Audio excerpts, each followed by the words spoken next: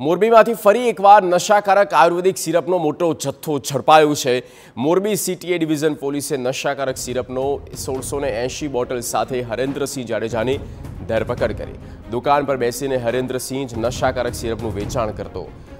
મોરબી પોલીસે બાતમીના આધારે 2.5 લાખ રૂપિયાનો નશાકારક સિરપનો જથ્થો ઝડપી પાડ્યો હતો અને આગળની કાર્યવાહીને હાથ ધરવામાં આવી છે। કુબેરનગર વિસ્તારમાં તિથાનગીરાને મળેલ બાતમી આધારે 1680 બોટલનો જથ્થો પકડી પાડેલ છે। જે બોટલની કિંમત રૂપિયા 2,52,000 થાય છે। જે બોટલ જે ઇસમો પાસેથી કબજે કરવામાં આવે છે તે ઇસમોનું નામ હરેન્દ્રસિંહ સુરેશસિંહ જાડેજા, વિક્રમસિંહ સુરેશસિંહ જાડેજા તથા રાજેન્દ્રસિંહ અજીતસિંહ જાડેજા નાઓ પાસેથી આ જથ્થો કબજે કરવામાં આવેલ છે।